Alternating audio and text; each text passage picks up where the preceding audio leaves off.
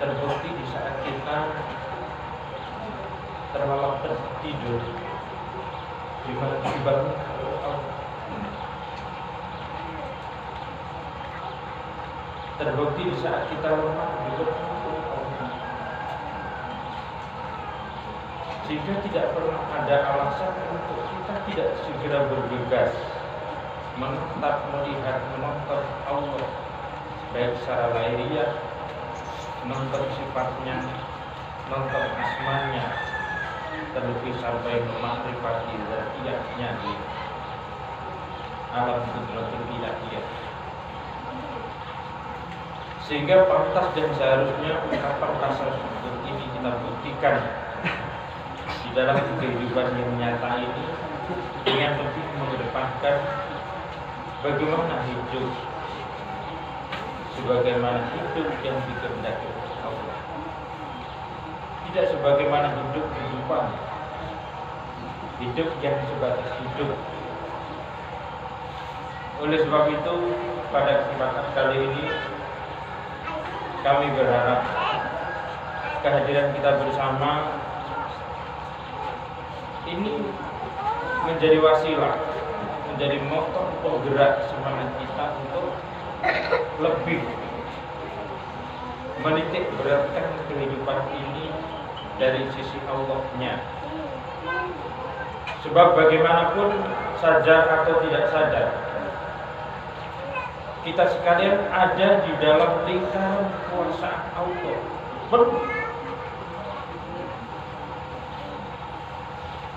Sadar ataupun tidak sadar, kita sekarang ada di dalam pantauan Allah secara penuh. Tidak tercecer satupun di antara ciptaan Allah di muka bumi ini yang tidak ditonton oleh Allah, tidak diperhatikan oleh Allah. Dari sisi kasih sayangnya, tidak satupun manusia di muka bumi ini yang sanggup membandingi kasih sayang Allah. Yang ada adalah minta disayang, minta dikasih. Tapi tidak dengan demikian halnya dengan Allah. Seluruh ciptaannya dalam prinsip-prinsip ketuhanan, Allah kasih, Allah sayang. Mau yang beriman, mau yang tidak beriman kepada Allah, kasih sayang Allah teruntukkan ciptaannya, siapapun mereka. Ini pada dasarnya.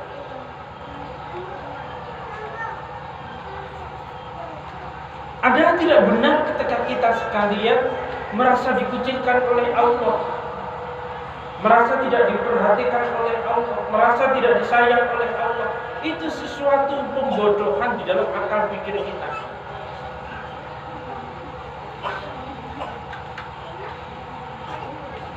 Sekali lagi, pembodohan di wilayah akal pikiran kita. Sehingga pertemuan kita ini berharap bermohon kepada Allah, mudah-mudahan kesadaran akan kasih sayang Allah ini terasakan oleh kita sekalian, sehingga kita menjadi hamba yang benar-benar disayang oleh Allah Subhanahu wa ta'ala. Alhamdulillah. Salatullah salamu biqaulina Allahumma shalli ala sayyidina Muhammad sallallahu alaihi wasallam. Bapak Ibu, teman akhwat, saudara yang berbahagia. Sebelum panjang lebar kami menyampaikan hal-hal yang berkenaan dengan acara tasyakuran berdirinya pendopo Buana Jati, Desa Salero, Bayan. Kami akan sampaikan kepada seluruh hadirin bahwa sebelum Mbak Yai masuk pendopo, tadi sempat menghitung-hitung pendopo yang berhasil kita bangun mulai dari Sumatera sampai ke Jawa, bahkan sampai Madura. Untuk pendopo Buana Jati ini ternyata pendopo yang ke-25. Alhamdulillah.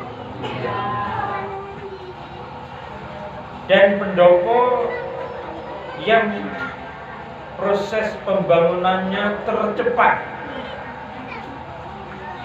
Cukup 1 minggu sudah peresmian. Ini saking danleke. Uji koyong ini udah diresmikan. Ini saking semangatnya menyambut bulan puasa. Alhamdulillah.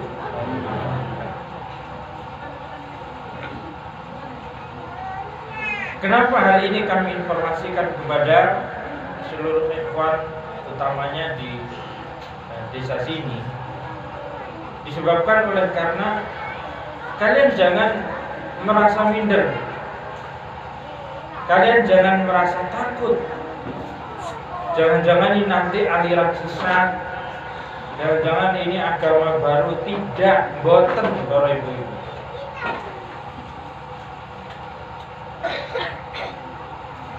Ini pendopo dibangun. Kenapa tidak masjid? Kenapa tidak musola?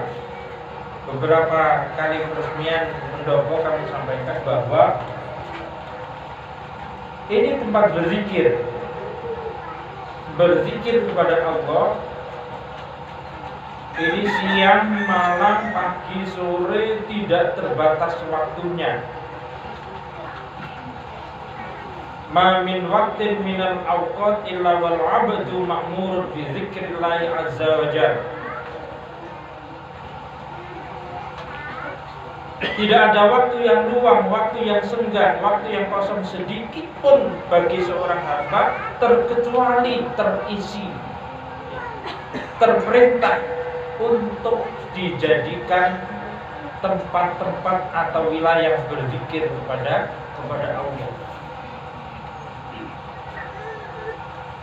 Berkenaan kenapa tidak masjid, kenapa tidak musola? Mohon maaf khusus kaum awam, kaum ibu.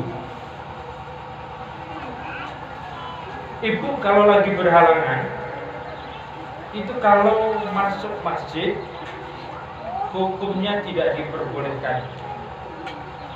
Kami tidak mengatakan haram, apa makruh, apa mubah. Secara umum tidak diperbolehkan gitu ya. Kenapa demikian? Karena ada yang mengatakan makruh dengan alasan tertentu, ada yang bahkan mengharamkan dengan alasan tertentu. Maka di sini kami tidak mengatakan makruh apa haram apa mubah, tapi kami katakan tidak boleh.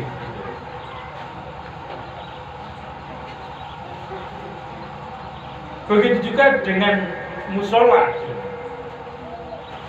Kalau pendopo kenapa boleh? Karena pendopo ini mungkin kalau istilah lain ya kayak aula, hanya saja bentuknya memang berbeda. Dikatakan masjid bukan masjid, musola bukan musola. Terbukti di depan, di belakang saya ini nggak ada imamanya. Bisa dimengerti ya? Jadi ibu mau berhalangan, ibu kalau berhalangan itu wajib ingat kepada Allah kan? Wajib berzikir kepada Allah. La ilaha illallah, wajib. Nah, di sini tempatnya diperkenankan walau ibu sedang berhalangan masuk di pendopo sini.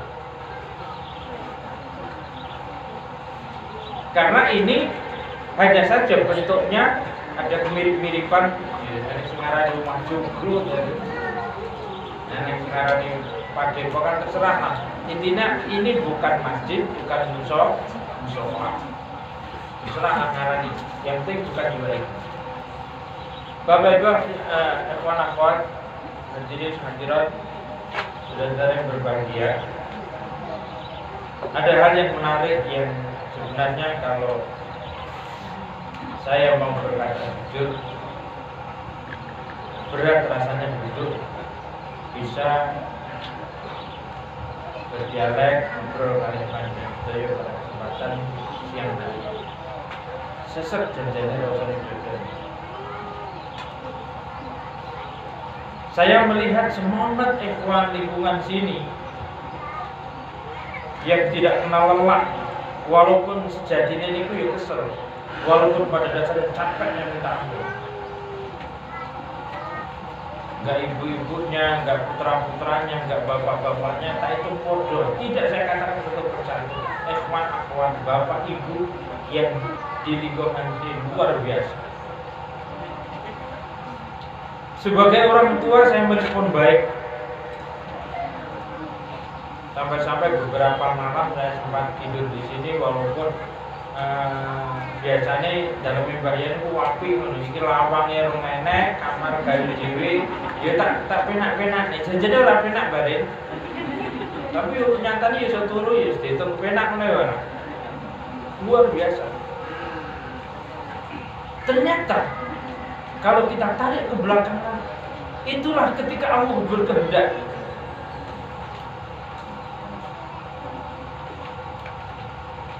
Satu tahun Ewan sini menunggu-nunggu kapan ya di sini dibangun pendopo. Bayi menengah tak akusi tak penjada tak rere lah. Penjada 40 hari. Ya ben meneng bener awusi lain. Alhamdulillah begitu serak kelingan, enak bos itu dikawin benar kobora. Lali kabeh tak telepon bare niki Mbak Senir pun baye besok pagi bikin pendopo kapok batin. Saya ingin katakan itulah malaikat. Malaikat lek tekon nang jenengan, malaikat kalau hadir di tempat kita tujuannya apa? Malaikat bersambut jawab. Arabnya bernyawa enggak ada pamit-pamitan. Sesiap apapun kita ketika dihadiri malaikat kaget mesti. Karena malaikat memaksa kita untuk mengatakan secara lisan, ya, meyakini di dalam batin kita apa yang mesti kita katakan dari apa yang telah disampaikan malaikat. Tidak ada lain terkecuali inna lillahi wa inna ilaihi. Gak ada kekuatan sama sekali kalau kita sudah bersandar kepada Allah. Gak ada kekuatan. Yang merasa hebat, yang merasa berkemampuan, yang merasa kaya, yang merasa lebih dari naluri manusia, itu semua sirna, semua hilang. Sehingga kalau utuhnya rasa lemah di dalam diri manusia itu kemudian dia beraktivitas, itulah Allah, itulah af'al Allah. Jadi ini adalah karya Allah, bukan karya kalian. Kalian menjadi barisan terluar, lapisan terluar dari sifat atau asma kasih sayang Allah sampai kepada af'al yang terluar. Makanya kesel-kesel ya untuk alhamdulillah bisa ditebak, bisa ditebak. Giliran yang gak hadir kerja bakti, karek budal pengajian ya keplater-plater kesel utuh. Kira ini harus disuguhi panggonan koyok ini. Kalau bukan Allah, mau lebih berdoa lagi, muter balik ke badan. Alhamdulillah kita muter balik badan. Main bolak balik wongnya ke saudara ini. Bapak ibu anak-anak saudara-saudara, itulah la ilaha illallah. Niki dari ngaji nggih, Bro. Niki pun sami wis daya nggih. Pun sarapan dhewe. Saya mawon pun disiapne karo Eman tadi. Saya ingin sedikit bercerita ya supaya stres nah.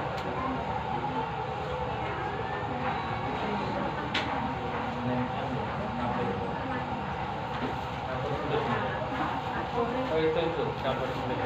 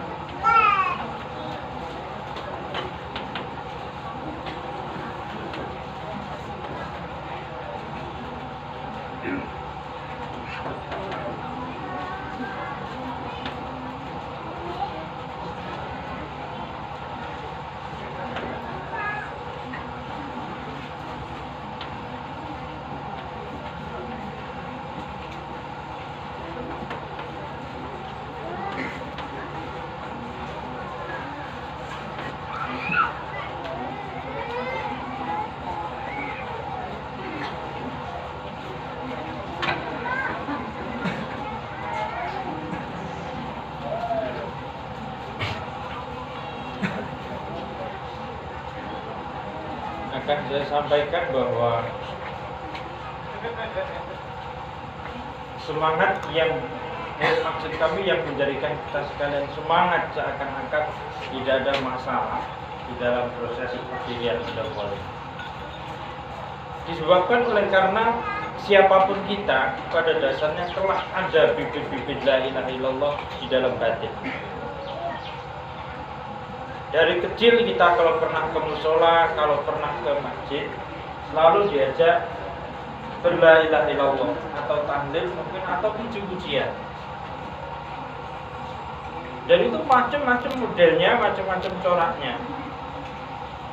Nah, itu yang sebenarnya menjadikan modal seseorang, ya, modal seseorang di dalam menjalani ibadah yang benar di hadapan Allah adalah la ilaha illallah.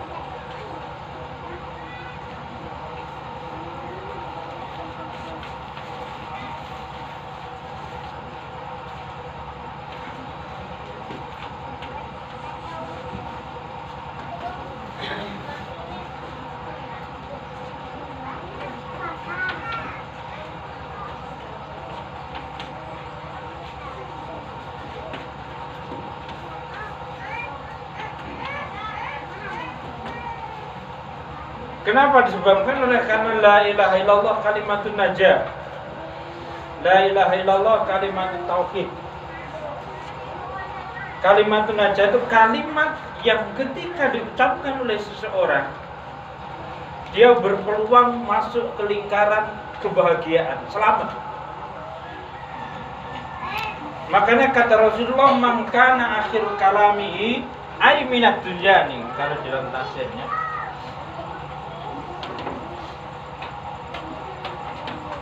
La ilaha illallah dakhalal jannah. Barang siapa, karena ini kalau bahasa pesantren fi'il madhi.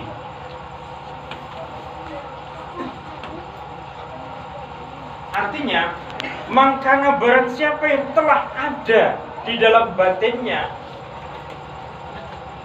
la ilaha illallah dibawa sampai akhir hayatnya, mangkana akhir kalamihi ay minad dunya la ilaha illallah dakhalal jannah.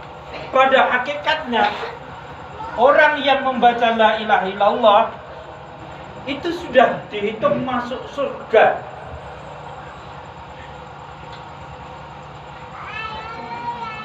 Makanya di sini setelah ada man syartiyah kalau bahasa pesantrennya, terus di sini ada fi'il madhi, jawabnya juga pakai fi'il madhi, dakhalal jannah. Barang siapa yang telah ada di dalam batinnya la ilaha illallah, hakikatnya dia sudah masuk surga.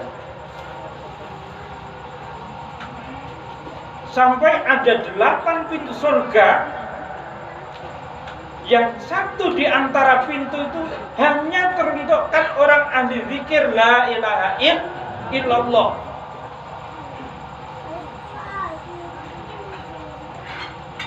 Berarti secara ringkas, orang yang membiasakan zikir la ilaha illallah itu sama halnya memasukkan, mengajak dirinya masuk ke wilayah kebahagiaan, masuk ke wilayah keselamatan. Orang yang membiasakan la ilaha illallah pada hakikatnya dia mengesahkan Allah, tidak pernah menyekutukan Allah, karena la ilaha illallah kalimat tauhid.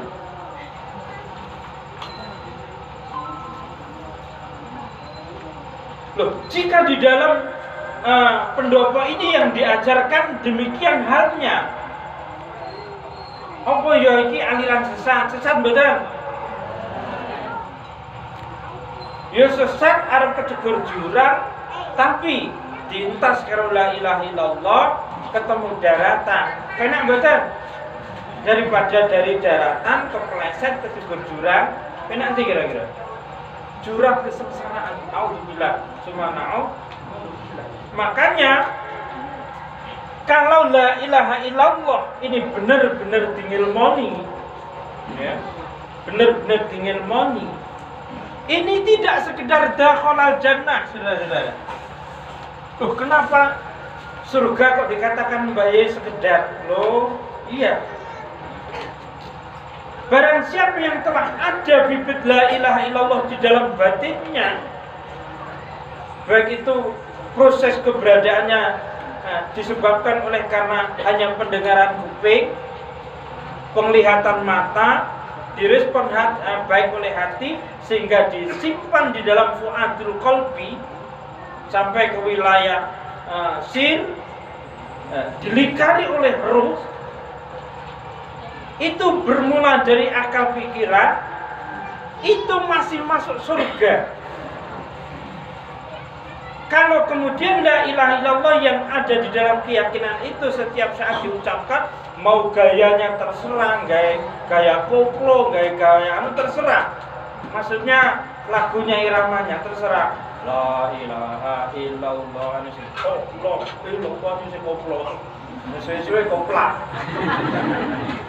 Biar. Itu masih punya peluang masuk surga Allah. Karena zikir la ilaha illallah yang hasilnya kalau mungkin referensinya dari mendengarkan kaset atau membuka buku dengan sendirinya tanpa berguru, itu masih ada wilayah surga yang diharapkan.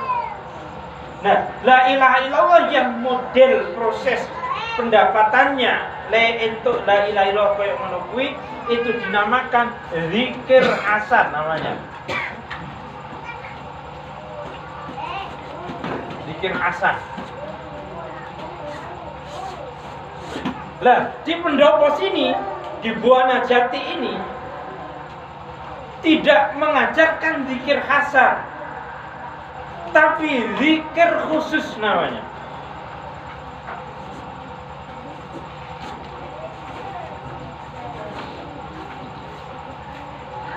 Cara berzikir diajarkan, ya, gaya berzikir diajarkan, cara menempatkan posisi zikir di dalamnya mulai dari lisan ke hati itu diajarkan. Makanya kalau yang nonton orang zikir di Buana Jati ini, orang zikir kayak terimpingan baik, ya saya terima dengan baik atau normal-normal saja, karena dia tidak tahu. Jadi diajarkan bagi cara zikir. Kalau bayi duduk, karena duduk nggak kelihatan. Kalau zikirnya di Buana Jati ini, cara berzikir diangkat kepalanya, bermula dari nunduk. La ilaha illallah. Ini kan kalau cepat la ilaha illallah. Ya wajar jarane wong tripingan kaya di kafe-kafe ngono. Kaya wong stres nyekel-nyekel. Ini diatur. Karena ini zikir sifatnya khusus, nggak bisa kalau cuma ikut-ikutan, terlebih kalau dia komen. Yo, kita pemain biasa aja. Seorang Ronaldo bola ning ngarep gawang kan nendang di gol nih, ora gol, apa komentar penonton? Goblok bener. Lho, Ronaldo bayarnya gede sing nonton entuk apa? Goblok ini seorang Ronaldo, pemain ini bayarannya gede. Nah, kami tidak terlalu jauh ke arah situ. Artinya apa? Kami hanya ingin katakan bahwa berdirinya Buana Jati ini untuk meningkatkan kualitas iman yang telah ada di dalam diri kita masing-masing. Ini sifatnya terbuka untuk umum, untuk siapapun. Mau orang yang paling miskin, paling fakir, yang agak miskin, yang agak kaya, yang rakyat jelata, RT, RW, kepala desa sampai presiden, ini diperbolehkan karena la ilaha illallah teruntuk hambaku yang kusayangi, kata Allah. Dalam hadis qudsi, barang siapa di antara kalian para hamba-hambaku, kata Allah, sampai mencaci, mencela, memusuhi kekasihku. Yang dimaksud kekasihku ini adalah la ilaha illallah. Saya menyatakan perang. Jadi bukan yang zikir menyatakan perang, bukan. Yang memerangi orang yang memusuhi orang zikir ini Allah sendiri. Makanya buana jati, makanya di zikir kita nggak pernah demo-demo, nggak pernah diajarkan perang jihad secara fisik, nggak pernah. Karena ngapain kita sibuk-sibuk Allah turun tangan kok? Cara merangi Allah diingatkan oleh Allah. Jangan gitu. Kamu nanti sadar akan la ilaha illallah kalau mau mati. Arep mati ra kowe? Nggih, kata mereka. Jangan. Dari lagi bermunajat, orang yang berzikir lagi asik dengan Allah. Yang memerangi Allah lagi-lagi dengan kasih sayang Allah, dan Allah sangat mengedepankan etikanya kepada hambanya. Apa wujud etikanya? Sebesar apapun dosa yang dilakukan oleh hamba, ketika seorang hamba astagfirullah Rabbal baraya, astaghfirullah minal khataya, diampuni oleh Allah. Sebesar apapun dosa yang dilakukan hamba, kalau dia mau bermohon kepada Allah, mau membuka kesadaran dirinya di mata Allah, diampuni oleh Allah. Dan itu cara memerangi Allah. Dan kita nggak ada pembelajaran khusus untuk jihad, untuk memerangi musuh. Yang musuh la ilaha illallah harus kita balas musuh. Tidak demikian. Kalau itu terjadi, khilaf karena dia tidak ngerti hakikat la ilaha illallah. La ilaha illallah itu akan menggiring kepada kita, kepada lingkungan, bahwa bahkan penyelamat dunia ini adalah la ilaha illallah, yang berhasil dirasakan oleh seorang hamba dalam lubuk hati yang terdalam, bahasanya di dalam sir. Bukan la ilaha illallah yang untuk keluar-keluar. Sampai kata Allah dalam hadis qudsi, barang siapa yang di dalam batinnya ada la ilaha illallah, masih ada la ilaha illallah, setiap saat diucapkan la ilaha illallah, baik lisan ataupun batinnya, insya Allah kiamat masih diulur-ulur oleh Allah. Berarti la ilaha illallah pas sinkron la ilaha illallah dikatakan kalimatun najah, karena adalah la ilaha illallah merupakan kalimat penyelamat dari dunia sampai akhir. La ilaha illallah luar biasa. Sampai dalam hadis diterangkan la ilaha illallah ini garis timbangan ini. Seandainya satu la ilaha illallah ini dibandingkan ad-dunya wa ma fiha, dunia dan isinya, maka bobotnya kebalik begini. La ilaha illallah ya, la ilaha illallah lah yang kualitasnya lebih berbobot. Orang nek banding satu la ilaha illallah ini, makanya nggak ada ahli zikir, ahli la ilaha illallah kedonyan niku ora enak ceritane. Nek wis zikir iki kedonyan, oh niku ora ngerti zikir. La ilaha illallah ahli zikir pelit itu nggak ada ajarannya masalahnya.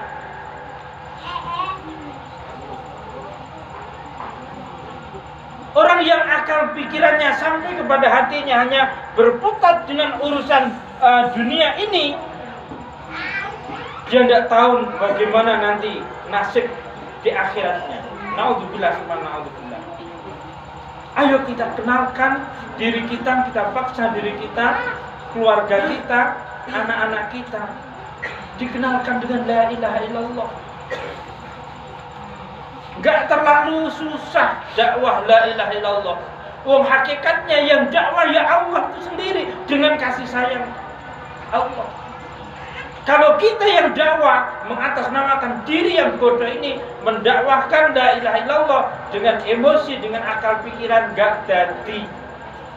Sering Mbah Yai bercerita, lek pancen kowe pengen dakwah la ilaha illallah, jajal tak target 1 tahun golek wong sitok iso istiqomah. Saat-saat tertentu alah gampang Mbah Yai. Saya dakwah 1 bulan dapat 20.